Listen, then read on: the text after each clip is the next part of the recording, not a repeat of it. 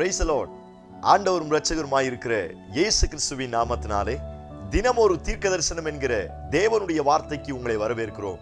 தீர்க்க தரிசனம் என்பது தேவ ஆவியால் அருளப்பட்ட அவருடைய வாக்குத்தத்தமான வார்த்தைகள் மாத்திரமே. இந்த நாளுக்குரிய தீர்க்க தரிசனமான வார்த்தைகளை வாசித்து நாம் செபிக்கலாம். ஏசாயா 58வது அதிகாரம் 9வது வசனத்தை நான் வாசிக்கிறேன். அப்பொழுது நீ கூப்பிடுவாய், கர்த்தர் மறு உத்தரவு கொடுப்பார். நீ சத்தமிடுவாய், இதோ நான் இருக்கிறேன் என்று சொல்லுவார். ஆமென். கர்த்தர் இந்த வார்த்தைகளை நமக்கு ஆசீர்வதித்து தருவாராக. இந்த நாளுக்கு தேவன் கொடுக்கிற தீர்க்க தரிசனமான ரேமா வார்த்தை, நான் உங்களுக்கு மறு உத்தரவு கொடுப்பேன் என்று ஆண்டவர் வாக்குத்தத்தம் பண்ணுகிறார். இந்த சத்தத்தை கேட்கிற உங்கள் ஒவ்வொருவருக்கும் இன்றைக்குரிய தீர்க்க தரிசனமான ரேமா வார்த்தை, நான் உனக்கு மறு உத்தரவு கொடுப்பேன். நீ என்னை நோக்கி கூப்பிடுவாய், நான் உனக்கு மறு உத்தரவு கொடுப்பேன் என்று ஆண்டவர் வாக்குத்தத்தம் பண்ணுகிறார். அநேக நேரங்களில் என்னுடைய சத்தம் கேட்பதற்கு யாரும் இல்லையே, அநேகர் இருந்தும் கண்டும் கண்டுகொள்ளாமல் இருக்கிறார்களே, கேட்டும் கேட்காதவர்கள் போல் இருக்கிறார்களே என்ற வேதனை அநேக நேரத்தில் நமக்கு வருவதுண்டு. நம்மோடு இருக்கிறவர்களே, நம்மை சுற்றிலும் இருக்கிறவர்களே, ஒரு சில நேரங்களில் நம்முடைய உறவுகளே, நம்முடைய குடும்பத்தில் இருக்கிறவர்களே நம்முடைய சத்தத்தை கேட்பதற்கு யோசிப்பதுண்டு, அல்லது நம்முடைய சத்தத்தை அசட்டை பண்ணுவதுண்டு. நம்முடைய சத்தத்தை ஒரு பொருட்டாய் எண்ணுவது கிடையாது. அநேகர் சொல்லுகிற வார்த்தை, உனக்கு ஒன்றும் தெரியாது, நீ அமைதலாயிரு. அநேக நேரத்தை நம்முடைய சத்தத்தை நம்முடைய இருதயத்தின் வழிய வார்த்தையினால் சொல்லும் பொழுது அநேகர் கேட்பதற்கு பொறுமை இல்லை, விசாரிப்பதற்கு ஒருவரும் இல்லை. ஒருவேளை அப்படிப்பட்ட நிலைமையில் இந்த சத்தத்தை கேட்கிறீங்கன்னா, உங்களுக்கு தான் அந்த வார்த்தையை ஆண்டவர் ரேமா வார்த்தையாய் சொல்லுகிறார். சகோதரனே, சகோதரியே, நான் உனக்கு மறு உத்தரவு கொடுப்பேன் என்று கர்த்தர் வாக்குத்தத்தம் பண்ணுகிறார். Praise God, hallelujah. நீங்கள் எந்த நிலைமையில் இருந்தாலும் மறு உத்தரவு கொடுக்கிற ஆண்டவர் உங்களுக்காய் இருக்கிறார். நீங்கள் சோர்ந்து போக வேண்டிய அவசியம் கிடையாது. நீங்கள் எதிர்பார்க்கிற காரியத்தில், நீங்கள் செபிக்கிற காரியத்தில், நீங்கள் புலம்பிக் கொண்டிருக்கிற காரியத்தில், நீங்கள் சத்தமிட்டு அழுது கொண்டிருக்கிற ஒவ்வொரு காரியத்திலும் நான் உனக்கு மறு உத்தரவு அருளி செய்வேன் என்று கர்த்தர் வாக்குத்தத்தம் பண்ணுகிறார். ஓ praise God. நீங்கள் சோர்ந்து போகாதீர்கள். வேதத்தில் வாசிக்கிறோம், கேட்க கூடாதபடி அவருடைய செவி மந்தமாகவில்லை என்று வேதத்தில் வாசிக்க முடியும். உன் சத்தத்தை அவர் கேட்டுக்கொண்டிருக்கிறார். உன்னுடைய நாவில் இருந்து சொல் பிறவாவதற்கு முன்பதாக நான் அதை அறிந்து இருக்கிறேன் என்று ஆண்டவர் சொல்லி இருக்கிறார் அல்லவா? எப்படி உங்களுடைய சத்தம் கேட்காமல் போய்விடும்? அல்ல, அவருடைய காதுகள் திறந்திருக்கிறது. உங்களுடைய கூப்பிடுதலுக்கு அவருடைய செவிகள் கவனித்திருக்கிறது என்று வேதத்தில் வாசிக்க முடியும்.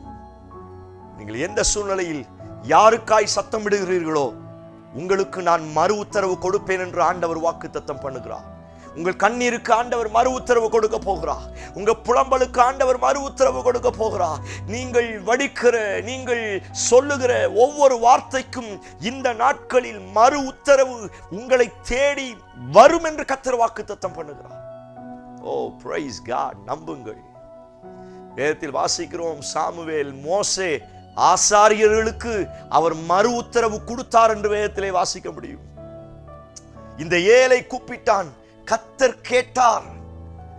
ஏழைகளுக்கும் கர்த்தர் மறு உத்தரவு கொடுக்கிறார். பிச்சைக்காரன், பர்த்திமேயு, குருடன், கண் பார்வையற்றவன், எல்லாரும் அவனை அதட்டினார்கள். ஆனால் வேதத்தில் வாசிக்கிறோம், இயேசு அவனுக்கு மறு உத்தரவு கொடுத்தார். Praise God, hallelujah. ஒரு பெண், தன்னுடைய மகள் பிசாசினால் கொடிய வேதனைப்படுகிறாள். இயேசு மறு உத்தரவு கொடுத்தார். எத்தனை பேருடைய வாழ்க்கையில இயேசு மறு உத்தரவு கொடுத்திருக்கிறார். ஏன் உங்களுக்கு கொடுக்க மாட்டாரா? நிச்சயம் மறு உத்தரவு வரப்போகிறது. நிச்சயம் உத்தரவு வரப்போகிறது. இந்த வார்த்தையை கர்த்தர் ஒரு சிலருக்கு தீர்க்க தரிசனமாய் சொல்லுகிறார். நீங்கள் அழுது கொண்டிருக்கிற காரியத்தில் நிச்சயம் அவரிடத்திலிருந்து ஒரு உத்தரவு வரப்போகிறது. நீங்கள் செபிக்கிற காரியத்தில், நீங்கள் புலம்பிக் கொண்டிருக்கிற காரியத்தில், நீங்கள் ஏங்கி தவித்துக் கொண்டிருக்கிற சில காரியத்தில் அவரிடத்திலிருந்து உத்தரவு வரும் என்று கர்த்தர் வாக்குத்தத்தம் பண்ணுகிறார். ஒருவேளை வேலையாயிருக்கலாம், ஒருவேளை கடன் பிரச்சனைக்காய் இருக்கலாம், ஒருவேளை உங்கள் எதிர்கால திட்டத்திற்காய் இருக்கலாம், ஒருவேளை வீடு காரியத்திற்காய் இருக்கலாம், ஒருவேளை ஸ்தோத்திரம் கேஸ் சம்பந்தப்பட்ட ஏதாவது வழக்கு விசாரணையாக இருக்கலாம். ஆண்டவர் சொல்லுகிறார், நான் உத்தரவு கொடுப்பேன். Praise God. ஒரு மறு உத்தரவு உங்களை சந்திக்க வரும் என்று கர்த்தர் வாக்குத்தத்தம் பண்ணுகிறார். சபையே, சோர்ந்து போகாதீங்க. உத்தரவு கொடுப்பதற்கு கர்த்தர் ஆயத்தம் உள்ளவராய் இருக்கிறார். நிச்சயம் ஒரு உத்தரவு உங்களையும் உங்கள் குடும்பத்தையும் தேடி வரத்தான் போகிறது. நீங்கள் அதை கண்கூடாய் பார்க்கத்தான் போகிறீர்கள். ஓ, praise God. Hallelujah. எலியா சொன்னார்ல, அக்கினியினால் உத்தரவு அருளுகிற தெய்வமே தெய்வம். Praise God.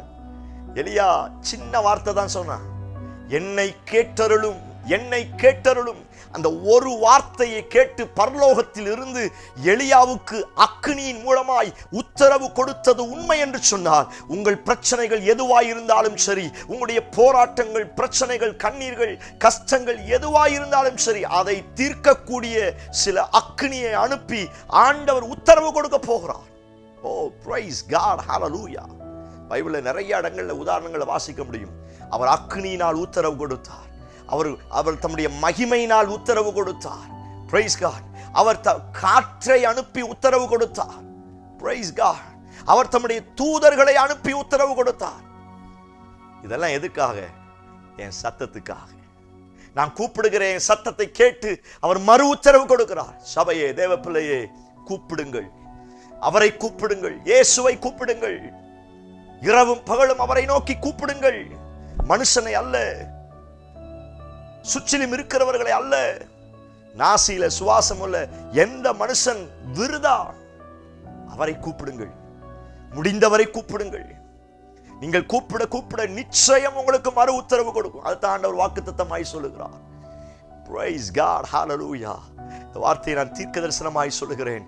அக்கினியினாலும் சுழல் காற்றினாலும் தேவ பிரசன்னத்தினாலும் தேவ தூதர்களினாலும் கர்த்தர் இந்த நாட்களில் உங்களுக்கு நிச்சயமான உத்தரவை கொடுப்பேன் என்று கர்த்தர் வாக்குத்தத்தம் பண்ணுகிறார். ஒரு மறு உத்தரவு உங்களை சந்திக்க, உங்களை தேடி வந்து கொண்டிருக்கிறது. Praise God. ஆமென். பெற்றுக்கொள்ளுங்கள். ஸ்தோத்திரம். கேட்கிறதுக்கு அவர் இருக்கிறார். உன் சத்தம் வீணாய் வீணாய் வீணாய் ஒரு நாளும் போவது கிடையாது. நிச்சயமாய் மறு உத்தரவு வரப்போகிறது. எந்த காரியத்துக்கு பர்டிகுலரா நீங்க ஜெபம் பண்றீங்களோ அந்த காரியத்துக்கு நிச்சயமா நான் மறு உத்தரவு கொடுப்பேன் என்று அப்பா வாக்குத்தத்தம் பண்ணுகிறார். கண்களை மூடி ஜெபிங்க பார்க்கலாம். Praise God. Hallelujah. ஒரு மறு உத்தரவு இறங்கி வருவதாக என் ஜனங்களை சந்திக்கக்கூடிய, Praise God, என் ஜனங்களை பேசக்கூடிய ஒரு மறு உத்தரவு பரலோகத்திலிருந்து இயேசுவின் நாமத்தினால என் ஜனங்கள் மேல் வருவதாக என்று நான் ஜெபிக்கிறேன்ப்பா. கண்ணோக்கி பாருங்க ஆண்டவரே, கண்ணோக்கி பாருங்கப்பா. அந்த மறு உத்தரவை அனுப்புங்கப்பா. அக்கினியினால தூதர்களை அனுப்பி அந்த மறு உத்தரவை கர்த்தர் கொடுப்பீராக. பெரிய மாற்றம் உண்டாகட்டும். ஜெபிக்கக்கூடிய, கூப்பிடக்கூடிய நல்ல இருதயங்களை கர்த்தர்களுக்கு தாங்க செய்வீர் என்று நம்புகிறோம். இயேசு கிறிஸ்து மூலம் ஜெபிக்கிறோம். ஜெபம் கேளும் நல்ல பிதாவே. ஆமென், ஆமென். Praise the lord. மறு உத்தரவு உங்களையும் உங்கள் குடும்பத்தையும் சந்திக்க வந்து கொண்டே இருக்கிறது. நிச்சயம் அது நடக்க போகிறது. நம்பிக்கையோடு இந்த நாளை துவங்குங்கள். இந்த செய்தி உங்களுக்கு ஆசீர்வாதமா இருந்துச்சுன்னா தயவு செய்து மற்றவங்களுக்கு ஷேர் பண்ணுங்க. 10 நிமிஷம் 7 நிமிஷம் எல்லாரையும் பார்க்க சொல்லி சொல்லுங்க. இந்த வார்த்தை அநேகருடைய வாழ்க்கையில அற்புதங்களை கொண்டு வருவதாக. ஆமென். Praise the lord. God bless you.